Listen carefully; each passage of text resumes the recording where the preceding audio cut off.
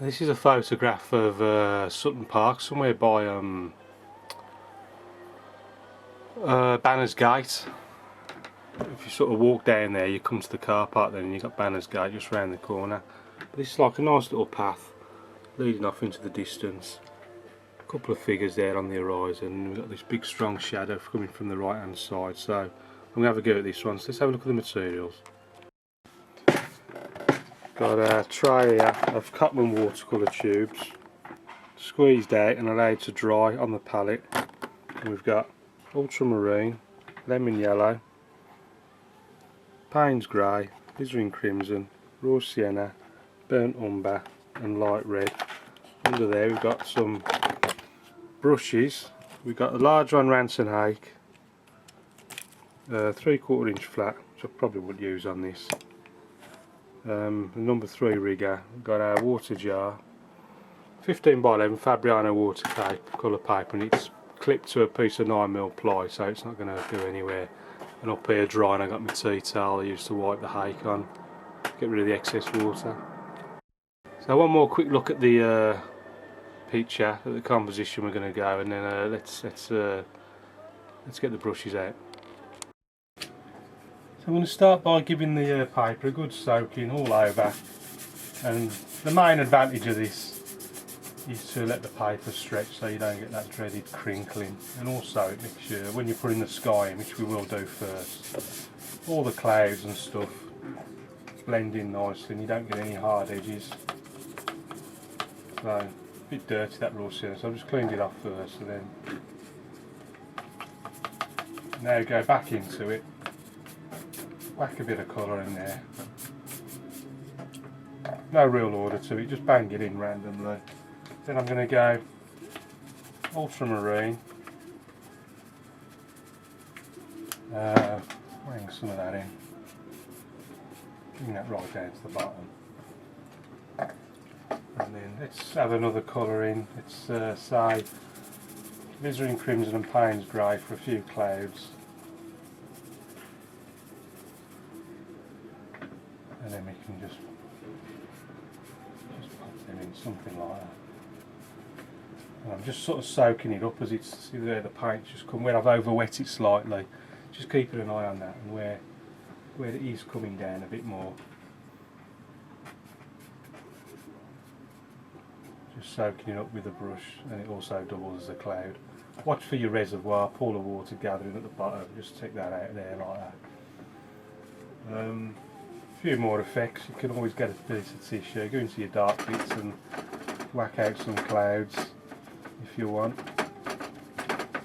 And some big ones up there, and then some down there, something like that. Now using the same, don't clean the brush because your most distant trees and stuff are going to be the same colours if you just use for the sky. So pick your horizon line, I'm going just above halfway, I think. Just above halfway, and then yeah, I've done them slightly too big. I'd prefer them a bit smaller, helps with that sense of distance, but doesn't matter too much. Bit of raw sienna there, going right up to the left. So there's our most distant trees. I can see a sort of reddy, autumny coloured thing down there, just very lightly into the red, only very slightly though, because it's such a strong colour. It'll go crazy. And then into the lemon yellow. A bit much now, so I'm just going to clean the brush. It's all got a bit dirty. Clean the brush, raw sienna, touch of lemon yellow. And let's just start putting in some of this land.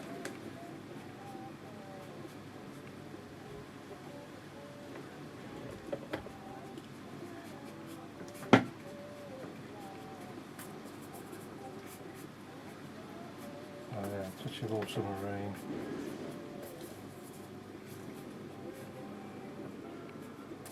Burnt umber. Remember there's a path running along there, so I ain't going to come any further than that. I might put the, no, carry on doing the trees first I think.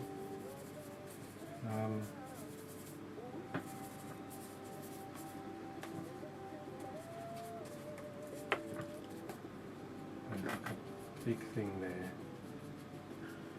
Just using the corner of the brush. I mean, you can always scrape up with your finger. Just give the impression of a few branches up there. Put one in a little bit. Bushes. And more little bushes and whatnot. Just going to switch to the rigger. Sort of tree trunky colour, some dark, burnt umber, a bit of ultramarine to darken it even more. And your water. And then just flick a few little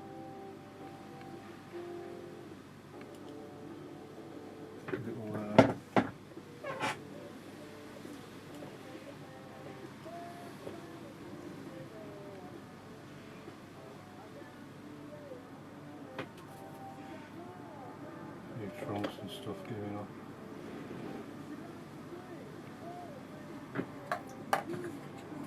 Just using the very corner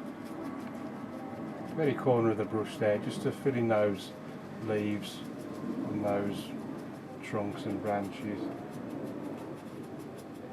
Leave plenty of gaps as well, don't just blotch them in. Keep the brush fairly dry. The drier it is, the less paint will come off, so you won't be in danger then of just blocking it all in.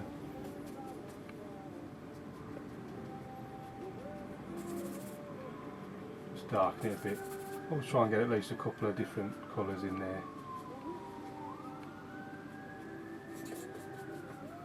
And just a few little things on the grass, just here and there.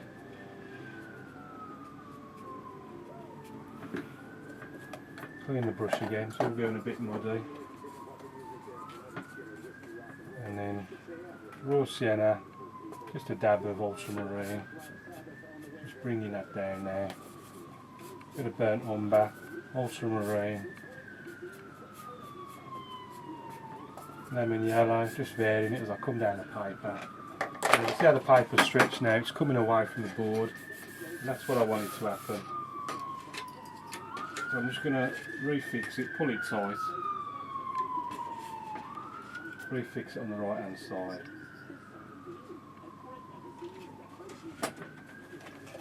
And then I'm just going to finish off this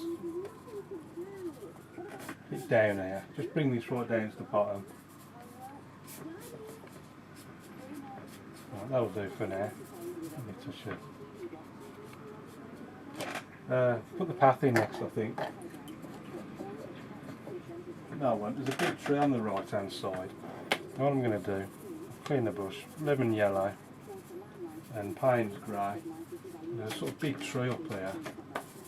And then just come right over to where the path's going to start. So get a bit of variation in there, maybe a bit of red as well. There's also now good for darker burnt umber, ultramarine, and we've got some real big trunks coming out. Giving right up there, there's something like that. And big and comes right out of there. And then up there, and switch to the rigger, same colours, and just look off some of those. Just a few more twigs and stuff coming up. That'll do.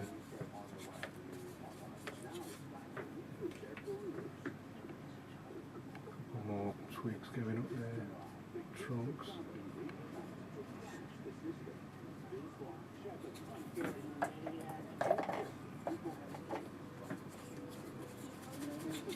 I can't see any leaves, I might just stick some on, just for the hell of it. Dried the brush, going to lemon yellow, Payne's grey, and just very lightly.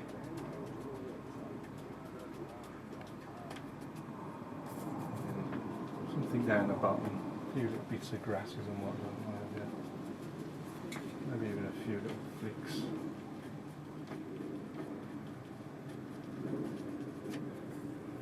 Now I'm going to put the path in next. So I'm just going to go light red, ultramarine, too much water, so I'm just going to dab it on a tissue.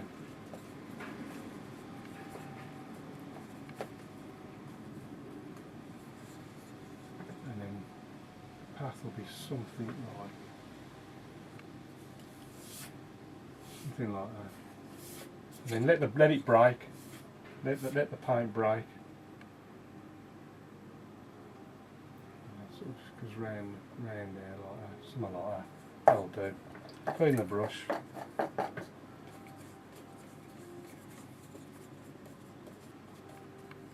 just move this over just to meet up.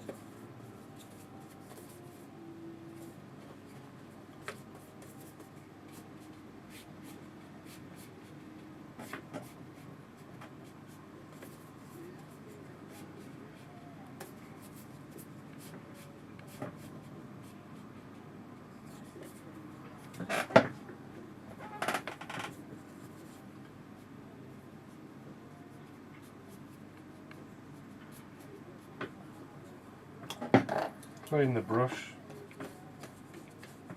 get this nice and light, lemon yellow,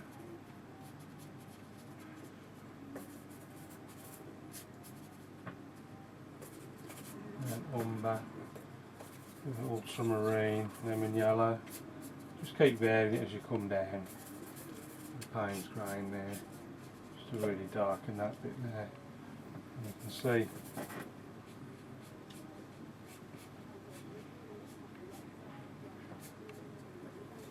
even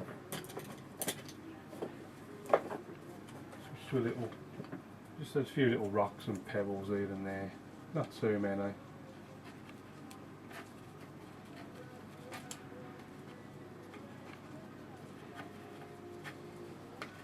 Just the odd one here and there, just too big they are.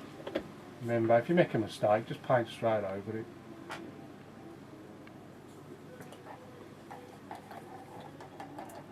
So that's the main part. Next thing I've got to do is put some shadows in. So before I put the shadows in, let's make sure it's dry.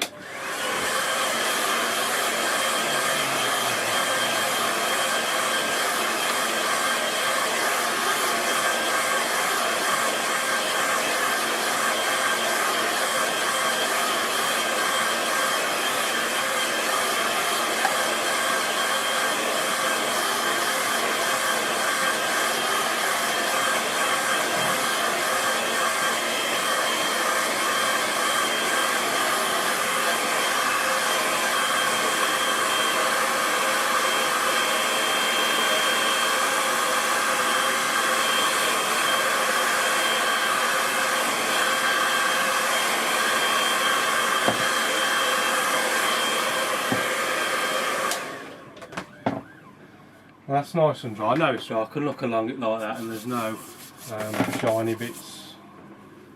So now I'm going to push the lights come in something like this along here, so we're going from right to left. Now what I don't want to do, I'll put that lighter area in there deliberately because I want to keep that out of the shadows so it will contrast nicely with the dark shadows in front of it and behind it. You'll see what I mean now. If I just switch the shadow colour, there's various mixes you can use. I quite like the same one I use for the path actually. Light red, ultramarine, sort of nice warmy shadowy colour. Not too dry, plenty of water. Something like that. And then just try and get it all in one go. You don't want to keep having to remix it or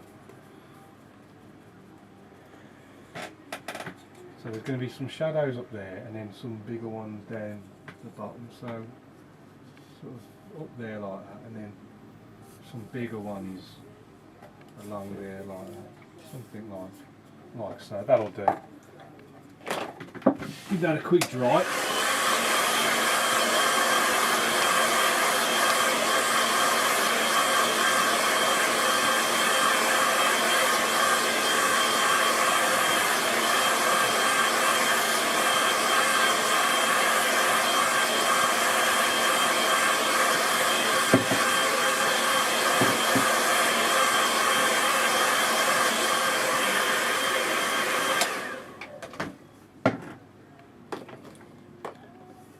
I don't know whether you can see. You can see how I'll put the shadow next to the lighter area. You'll see at the end when we have a real close look at it.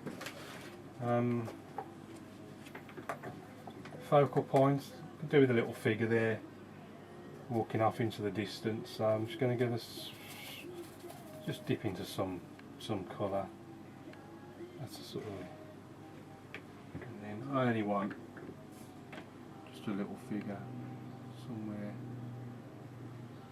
walking off, maybe another one next to a little friend. Just something to catch the eye in the distance. But also have some birds flying up there. And then last but not least,